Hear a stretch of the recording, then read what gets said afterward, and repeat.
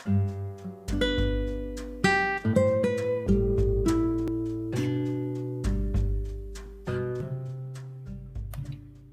байцгаана уу?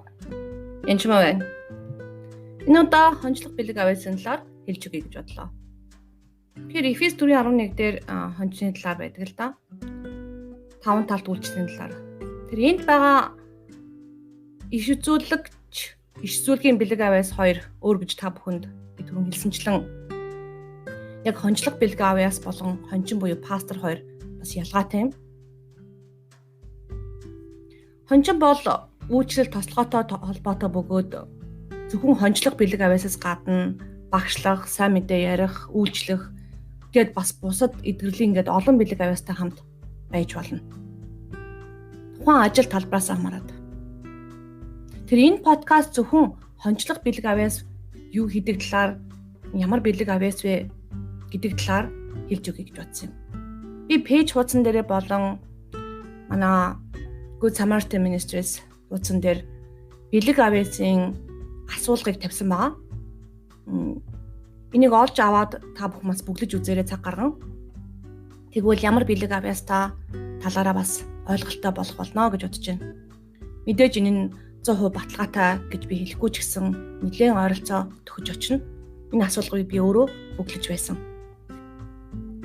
Тэгэхээр хончлог бэлэг авьяастай хүмүүсийн хамгийн одоо мэдэхэд анхан шатны зүйл бол хүмүүст юу дутагдж байгааг шууд л хардаг. Тэгээд тэр нь сүнслэг хоолоо, идэх хоолоо, өмсөх хоолоо, эсвэл төөрсөн хондын ардаас явдаг тийм хүн байгаа.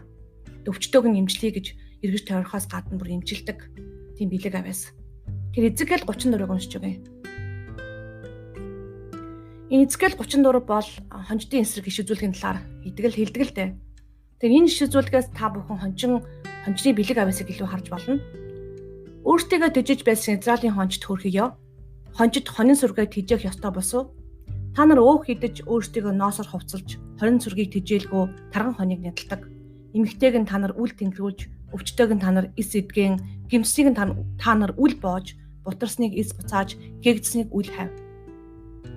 Харин та нар тэднийг хүчээр хатуу ширүүнээр ноёлов. Хончин дутагдсан тул тэд ботож тал хэрийн араатан бүрийн идэж болж тарцгаав. Хонин сүрэг минь бүх уулаар өндөр толгод бүрээр төрөлдөв. Хонин сүрэг минь газрын бүх гадаргаар тараагдав. Тэднийг хайх бидрэг хүн ганц чалга байв. Тиймээс хончид та нар эзнийг үгийг сонс.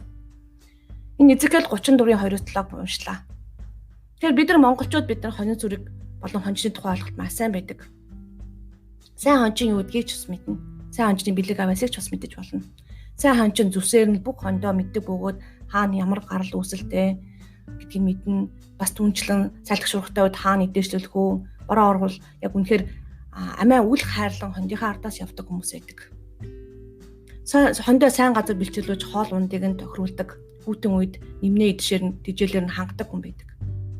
Тэгэхээр хончны бэлэг авьяасын нэгдүгээрт нь өөртөөсөө илүү хоны төлөө явдаг. Үнэхээр хүний төлөө гэдэг Бурхны бурхан тайртай хайртай түүнээс гадна бурхан хүн тайртайг ойлгодог бөгөөд хүний төлөө явдаг хүн байдаг. Тэгэхээр хүмүүсийг шүүдэггүй, тэр хүмүүсийн хэрэгцээ шаардлагыг шууд л хардаг. Хоёрдугаарт нь тийм байна. Эмэгтэй өнчин бэлэвсэрсэн хүмүүсийн ард үнэхээр тусал зогсдог хүн байдаг. Гуравдугаарт нь өвчтөө хүмүүсийг эдгээдэг байгаа. Энэ бэлэг авьяас эдгэрлийн бэлэг авьяастай хамт буюу хамтарч хэрэглэгддэг бөгөөд шууд хончны бэлэг авьяастай хүмүүс өвчтөө хүнээс нэгүсэж хайрлахаас гадна эргэж очдог. Түнчлэн туслая гэж бодхоос гадна шууд л очиж залбирахад эдгэрдэг байгаа бас. Тэрнээс гадна хүмүүсийн өсөлтөн дээр анхаардаг байгаа. Чөлөөлт тас хийдэг. Чонноос хондоо хамгаалдаг. Гэхдээ хангамж гэсэн утгатай биш. Хүмүүсийн өсөлтийг сайн анзаарч заримд нь одоо нэлхтэн сүү, заримд нь том болсонд нь өв төжөөл өгдөг, заримд нь бас хүнээр бол түн даалгавар өгч өсөх боломжоор нь хангадаг байгаа. Бутарсан, маргалдсан маргалдааны асуудал байл сүм чуулган дээр ч юм уу эсвэл хэрэг юм бэ хоорондоо асуудал гарсан бол түүнийг бас эвдрүүлэх гэж оролддог байгаа. Аль хурдан эвдрүүлэх гэж зуучилдаг тийм хүн байдаг.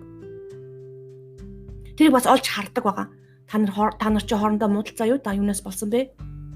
Хамт залбирах уу? Магадгүй асуудал нь маш жижиг зүйл байж болно. Түүнчлэн бас бидний дайсан бол мах цусны эсрэг биш. Магадгүй ямар нэгэн чөтгөр муудалцуулсан байсан ч байж магадгүй.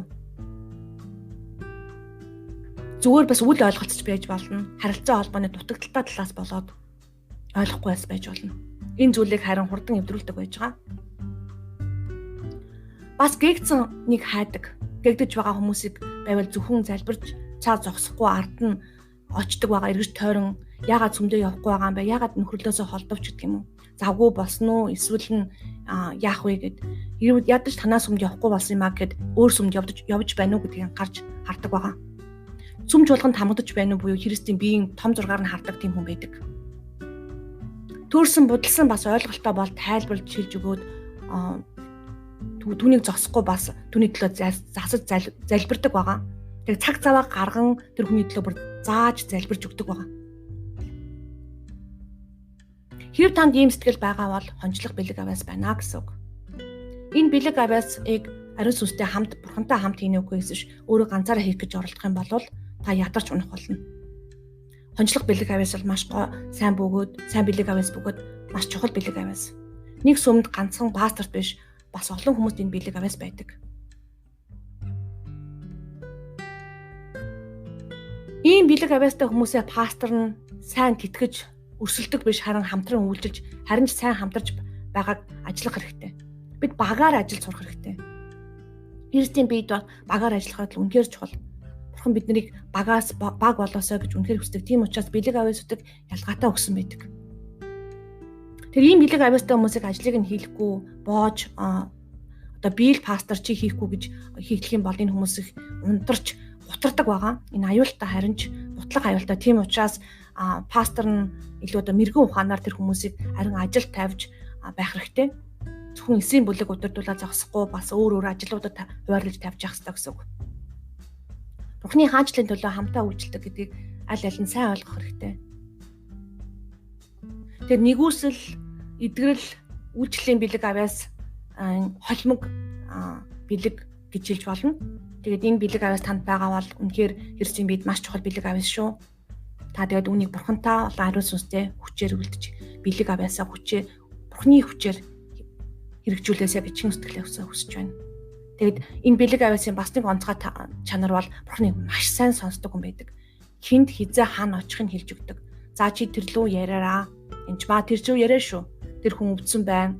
Эсвэл тэр хүний залбирал хэрэгтэй байна. Энэ хүн рүү заалга, уцаа ирэ гэж бурхан бүр сануулж хэлж байдаг.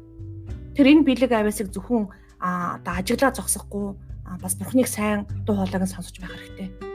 Бурхан сайн сонсохтун гэж хэлсэн байгаа.